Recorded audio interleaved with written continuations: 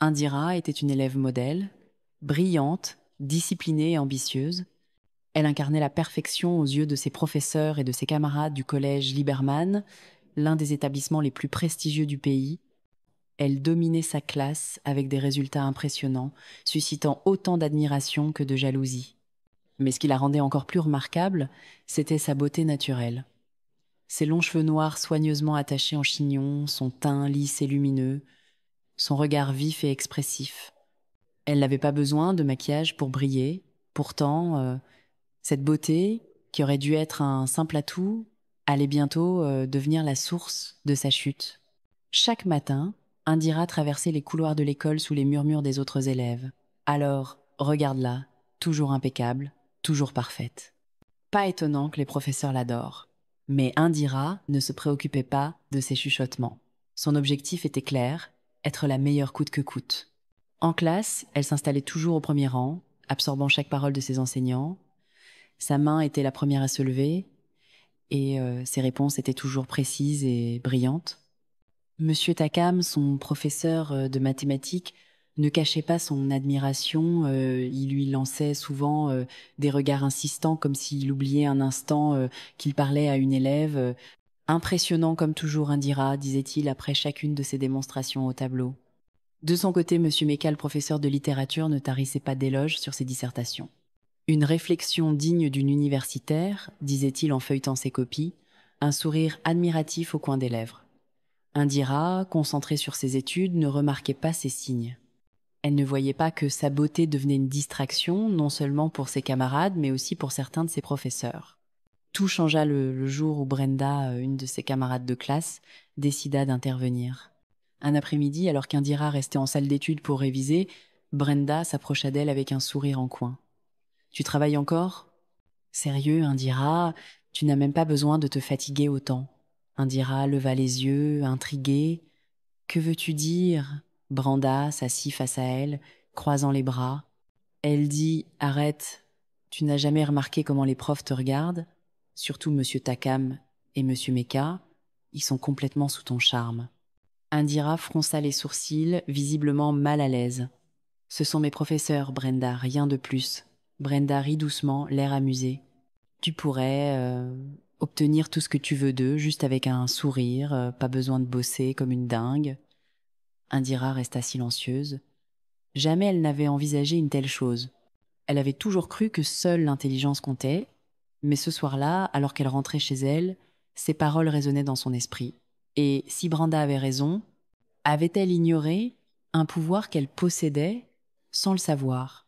Dans sa chambre, au lieu de plonger immédiatement dans ses cahiers comme d'habitude, elle s'arrêta devant son miroir, elle observa son reflet avec un regard nouveau, ses yeux pétillaient d'intelligence, mais aussi d'une beauté qu'elle avait toujours sous-estimée.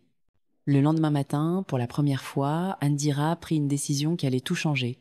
Elle appliqua une fine couche de fond de teint, un peu de blush et une touche de gloss. Elle laissa ses cheveux détachés, leur permettant de tomber en vagues douces autour de son visage. Dès qu'elle arriva au collège Liebermann, elle sentit immédiatement la différence. Les regards étaient plus insistants, les murmures plus bruyants.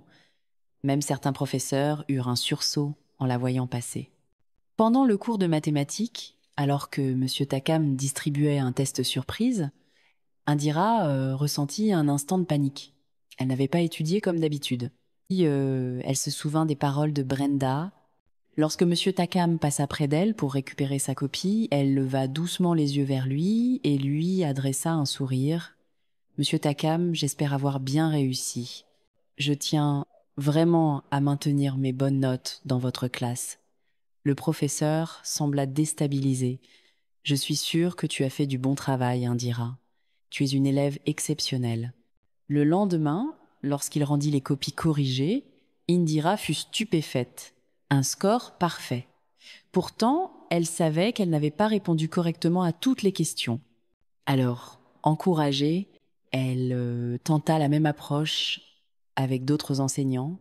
Un sourire ici, une phrase douce là, et soudainement, elle obtenait d'excellentes notes sans avoir à fournir autant d'efforts.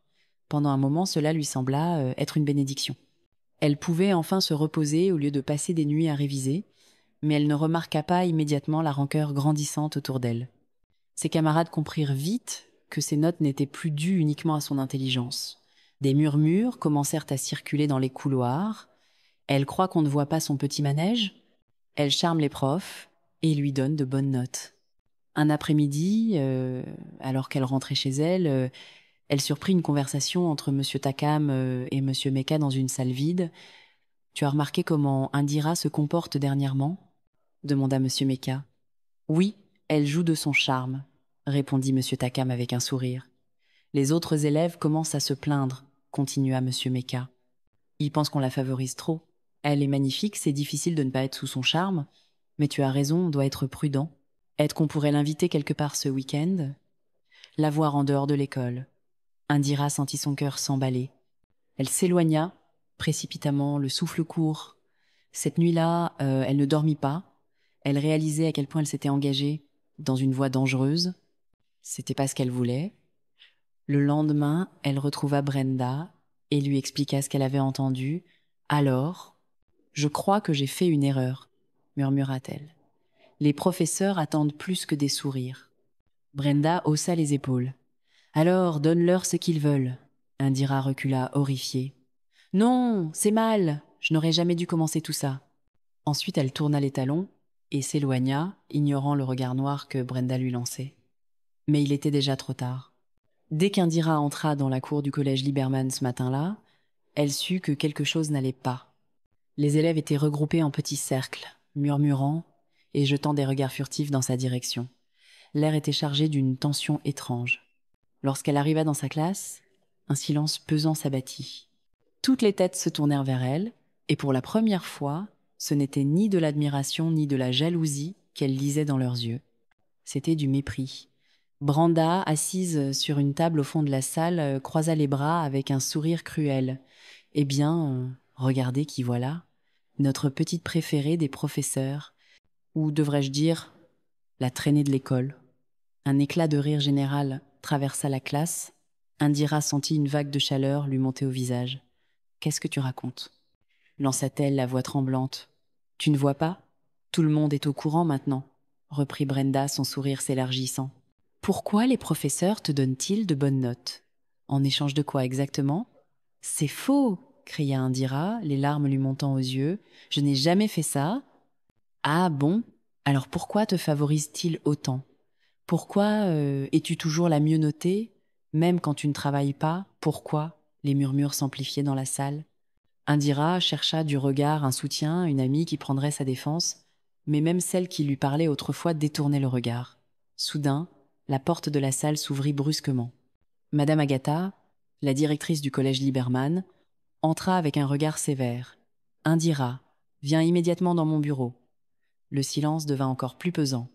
Indira sentit son estomac se nouer alors qu'elle suivait la directrice dans les longs couloirs du collège. Lorsqu'elle entra dans le bureau de Madame Agatha, elle trouva ses parents assis en face de la directrice, leur visage marqué par l'incompréhension et l'inquiétude. « Indira, » commença la directrice d'une voix froide, « nous avons reçu de nombreuses plaintes de parents et d'élèves à ton sujet. »« Mais c'est faux !» se défendit-elle immédiatement. « Ce ne sont que des rumeurs. Mais l'image du collège Liberman est en jeu.